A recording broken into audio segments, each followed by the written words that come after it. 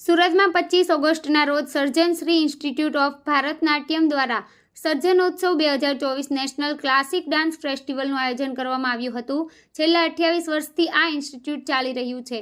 પહેલી વખત સુરતમાં સર્જનોત્સવ કાર્યક્રમનું આયોજન કરવામાં આવ્યું હતું. આજે યોજાયેલા કાર્યક્રમમાં ભારતનાટ્યમ, ઓડિસી, કથક સહિતના અલગ અલગ કૃતિઓ રજૂ કરવામાં આવી હતી. આજે યોજાયેલા કાર્યક્રમમાં અમદાવાદ, પુણે, હૈદરાબાદથી ટીમ આવી છે.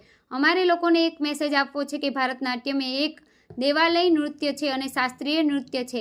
ભરતનાટ્યમ એક એવું નૃત્ય છે જે ધર્મને સાચવે છે, સંસ્કૃતિને સાચવે છે અને મનને અને તનને તંદુરસ્તીને સાચવે છે. અમે આ પ્રયત્ન એટલા માટે કર્યો કે લોકો શાસ્ત્રીય નૃત્ય પ્રત્યે સજાગ થાય અને કલાકારોને એક પ્લેટફોર્મ મળે. આજે કલાકારો ભારતનાટ્યમ અને કથક જેવા શાસ્ત્રીય નૃત્ય શીખે છે, પરંતુ તેમના માટે પ્લેટફોર્મ મળવું બહુ મોટી ચેલેન્જ છે. ત્યારે આજે સર્જનોત્સવના માધ્યમથી કલાકારોને પ્લેટફોર્મ પૂરું પાડવાનો એક પ્રયત્ન કર્યો છે. આજે સુરતના સંસ્કાર ભારતી વિદ્યાલય ઓડિટોરિયમમાં આ આયોજન કરવામાં આવ્યું હતું. મારું નામ જયમીન કનન છે. મારા પત્ની લીના કનન મારી સાથે. સર્જન શ્રી ઇન્સ્ટિટ્યૂટ ઓફ ભરતનાટ્યમ હું પાછલા 28 વર્ષોથી ચલાવું છું અને સર્જનશ્રીની અંદર એક આ સર્જન નવું કર્યું છે સર્જનોત્સવ, જેની અંદર અમે લોકો એડિશન 1 આજે લોન્ચ કરી રહ્યા છે, જેમાં ભરતનાટ્યમ, કથક, ઓડિસી અલગ અલગ કૃતિઓ રજૂ થઈ રહી છે. અને અમારી સાથે અહીંયા આ કાર્યક્રમમાં સાથ આપવા માટે અમદાવાદ, પુણે, હૈદરાબાદ અલગ અલગ જગ્યાએથી ટીમ આવી છે અને પહેલાં જ પ્રયત્નમાં અમને ખૂબ સારો રિસ્પોન્સ મળ્યો છે અને સુરતની જનતાએ જે અમને સહકાર આપ્યો, ઇટ ઇઝ વન્ડરફુલ. અને તમે જોઈ શકો છો આજે અમારી પાસે ભરતનાટ્યમમાં ઘણા બધા સ્ટુડન્ટ્સ અત્યારે પરફોર્મ કરી રહ્યા છે.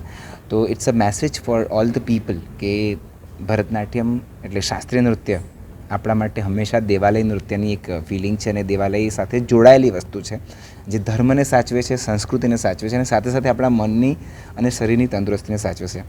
અમે લોકો આ પ્રયત્ન એટલે કરીએ છીએ કે લોકો શાસ્ત્રીય નૃત્ય પ્રત્યે સજાગ થાય અને કલાકારોને એક પ્લેટફોર્મ મળે. આજે કલાકારો નૃત્ય શીખે છે, બધું જ છે, પરંતુ એ લોકો માટે પ્લેટફોર્મ મળવું બહુ જ મોટી ચેલેન્જ છે. ત્યારે અમે લોકોએ આ સર્જનોત્સવના માધ્યમથી કલાકારોને પ્લેટફોર્મ પૂરું પાડવાનો પ્રયત્ન કર્યો છે અને જેમાં અમે લોકો ઘણા સફળ થયા છે. મારું નામ ભૈરવી આઠવલે છે. હું કથક શીખવાડું છું. જીવન ભારતી સંગીત વિદ્યાલયની અંદર દયા કોરબા સંગીત વિદ્યાલય છે, ત્યાં હું કથક શીખવાડું છું. મેડમ, આજ જો કાર્યક્રમ થયો તો શું કહેશો? આવા કાર્યક્રમ થતા રહેવા જોઈએ, જેનાથી આપણે આપણી જે સંસ્કૃતિ છે તેને જાળવી રાખીએ. ને ઘણી જ સારી વસ્તુ છે. આજે તમે જોયું જ હશે પ્રોગ્રામમાં કે કેટલી બધી છોકરીઓ આમાં જોડાઈ છે. તો આજે આપણે વેસ્ટર્ન સંસ્કૃતિને ભૂલીને આપણા ક્લાસિકલ ડાન્સને જે ઇમ્પોર્ટન્સ આપી રહ્યા છે, ને આજકાલ પેરેન્ટ્સ પણ સમજી રહ્યા છે આ વસ્તુ કે આપણે વેસ્ટર્નમાં મોકલીએ એના કરતાં ઇન્ડિયન ક્લાસિકલ શીખવાડીએ. તો આ બહુ જ ખુશીની વાત છે. ને આવા જો કાર્યક્રમ થતા રહે તો બધાને જ પ્રોત્સાહન મળશે. એટલે જયમીન સરે જે આ સર્જનોત્સવનું સર્જન કર્યું છે એના માટે એમને ખૂબ ખૂબ ધન્યવાદ. આવી રીતે જ આવા प्रोग्राम થતા જાય. Thank you. जी, आपका नाम? मेरा नाम ज़ाई दामोदरे है. मैं पुणे से आई हूँ और मैं कला साधना भरतनाट्यम एकेडमी में पिछले 15 साल से भरतनाट्यम का शिक्षण ले रही हूँ गुरु सुवर्णा बाग से. जी मैडम, आज जो कार्यक्रम था तो कैसा लगा?